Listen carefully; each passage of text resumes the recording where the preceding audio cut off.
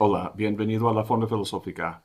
Hoy la tercera parte del pensamiento iconoclasta de Max Stirner. En la psicología humana, vemos que el niño se fija en los objetos del mundo. Su mirada es externa y realista.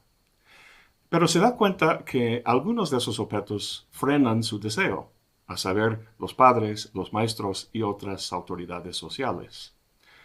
Logra superar esta enajenación al dirigir la mirada hacia adentro, donde descubre la mente y sus poderes. Pasa de ser realista a ser idealista. Sin embargo, las creaciones de la mente, conceptos como hombre, el bien, Dios y otras, establecen ideales que le instan al joven a alcanzar, cosa que para un ser finito es muy difícil, si no imposible hacer. Estos ideales resultan ser ambos mucho más poderosos que los padres. Ocupamos la mayor parte del último video en este último, viendo cómo el liberalismo, el comunismo y el humanismo, lejos de librarle a uno de estructuras de dominación, las constituyen. La perspectiva infantil del realismo pertenece al pasado. La perspectiva adolescente del idealismo pertenece al presente. Falta un giro dialéctico hacia el futuro, hacia un egoísmo que supere esta enajenación. Dice Stirner, no encuentro nada que desaprobar en la libertad, pero te deseo más que la libertad. No deberías estar sencillamente quito de lo que no quieres. Deberías también tener lo que quieres. No te basta ser libre, debes ser más, debes ser propietario. Stirner apunta no a la libertad, sino a lo que llama Eigenheit. Este Eigenheit, o individualidad, es la respuesta de Stirner a la enajenación. Recuerda que eres enajenado cuando algo te domina, como por ejemplo el siervo en el feudalismo. El siervo está enajenado de su trabajo y sus frutos porque no es dueño de la tierra que trabaja. Más bien el amo es el dueño, algún duque o barón por ahí. Al volverse el siervo dueño de la tierra, el problema desaparece. En el caso que le interesa a Stirner, las ideas fijas son el amo, son en efecto dueños de tu existencia, porque te hacen trabajar para ellas, trabajar para Dios, para la nación, para la humanidad. Esas ideas empezaron su vida como simplemente ideas en tu cabeza, pero luego, con el tiempo y por fuerzas socioculturales, lograron desprenderse de tu cabeza y reificarse, es decir, se convirtieron en cosas que ejercen un poder real. Lo que uno tiene que hacer para superar la enajenación de esas ideas y escapar del poder que ejercen es simplemente reapropiarse de ellas, es decir, literalmente volver a hacerlas de tu propiedad. Al eliminar esos dueños, uno se vuelve dueño de sí, amo de sí mismo, y así uno alcanza Eigenheit o individualidad. Uno es propio y ya no enajenado. ¿Qué es ese yo? Dado que la propuesta de Stirner es el egoísmo, es decir, que uno ya no va a trabajar para favorecer los intereses de ningún ideal ni ninguna autoridad, sea estatal o eclesial, sino los intereses de uno mismo, pues llamándose egoísmo, uno podría pensar que el yo es el ego. ¿En qué consiste ese ego? ¿Quién soy yo?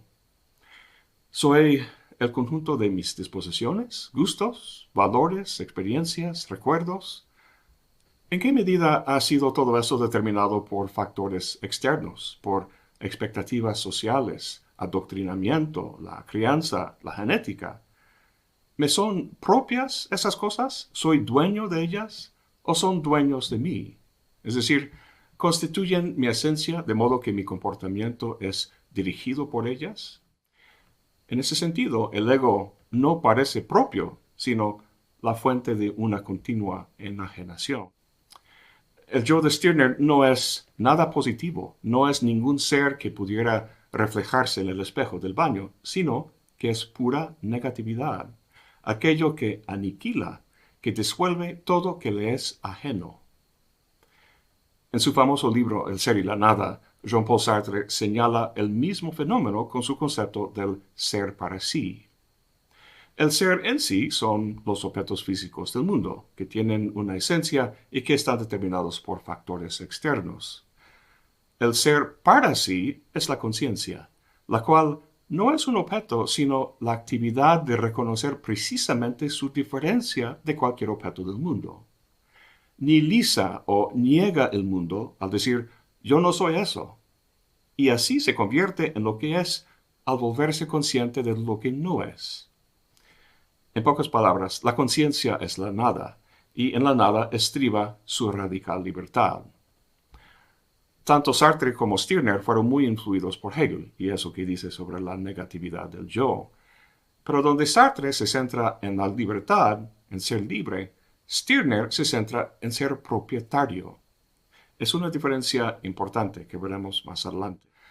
Stirner hace lo contrario. No sube el pensamiento al nivel del espíritu, sino que baja el espíritu al pensamiento, a su pensamiento, al único que es Max Stirner. Ahora, ¿qué significa eso? Pues en una publicación donde Stirner respondió a críticas de su obra, dijo lo siguiente: no hay desarrollo conceptual de lo único. Uno no puede construir un sistema filosófico con él como principio, tal como puede con el ser, el pensamiento, con el yo. Más bien, el único pone un fin a todo desarrollo conceptual. El ser, el pensamiento, el yo no son más que conceptos indeterminados que reciben su determinación solo por otros conceptos, es decir, mediante el desarrollo conceptual. El único, en cambio, es un concepto que carece de determinación y que no puede volverse determinado por otros conceptos.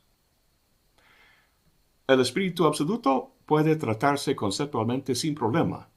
El único, no. La singularidad existente que es Max Stirner, no. En otro escrito suyo dice: yo soy hombre y tú eres hombre.